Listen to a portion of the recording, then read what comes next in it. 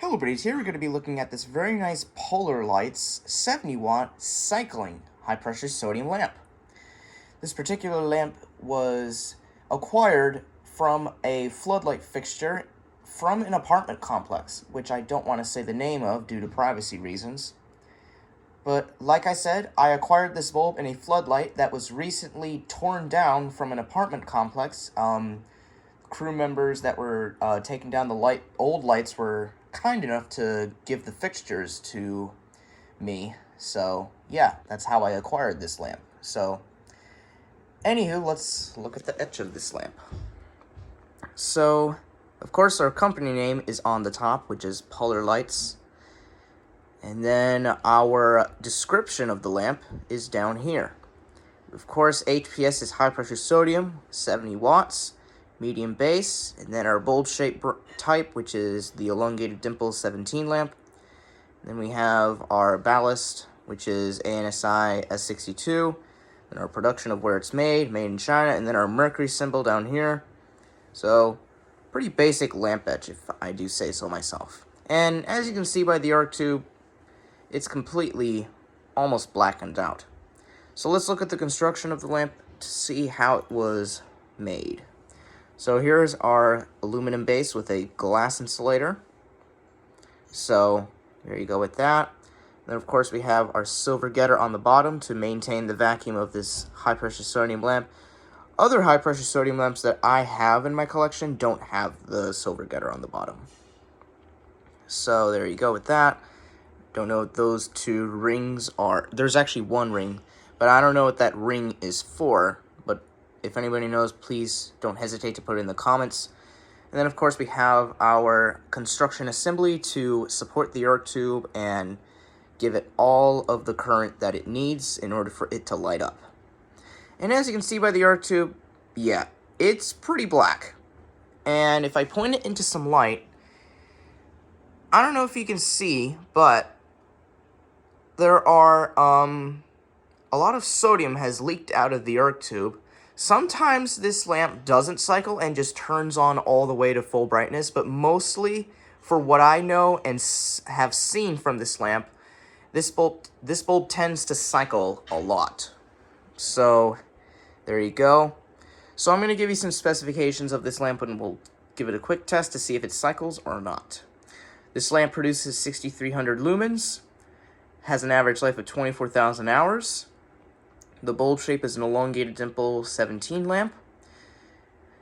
And, yeah, that's pretty much what I have in mind. So I'm going to put the rest of the information in the description below so you can check it out for yourself.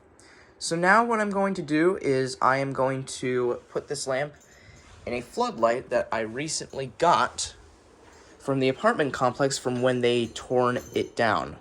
So, and it's right next to a Seiko mantle clock, which I just recently acquired from Goodwill. So there you go.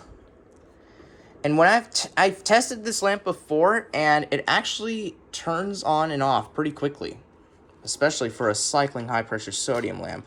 And as you can tell by the window, it's pretty dirty. So let me just, there we go, snap it in place. That was Princess Peach in the background, one of the Nintendo characters. So there it is in the fixture. So I'm going to go ahead and set the camera right where the arc tube is so you can get a good view of it. Let me just move this mantle clock out of the way so you can get a better view of it without me having to restrain myself like that.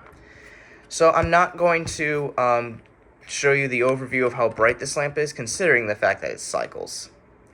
So I'm going to go ahead and keep the camera like this so we can get a nice view of the arc tube. You can see all the little bits of sodium in there, and mercury. So without further ado, let's go ahead and plug it in. Here we go.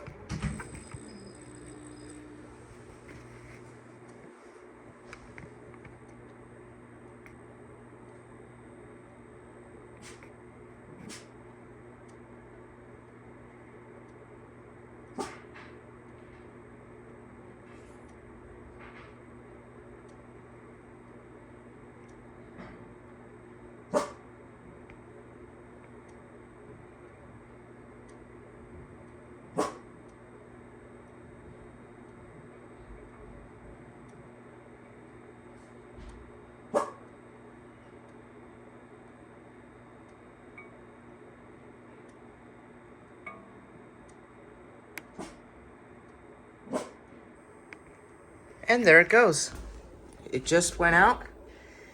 And as you can see, the arc tube is showing off an orange high-pressure sodium glow that I have seen a lot in a lot of these lamps.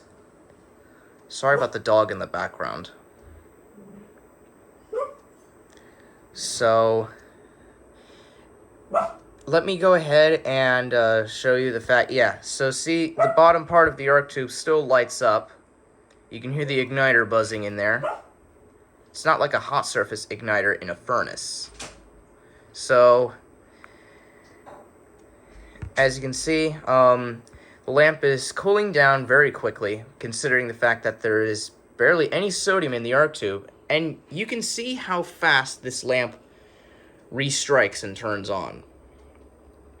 And after the lamp goes out for the second time, I'll end the video there, because I don't want this video to be too long.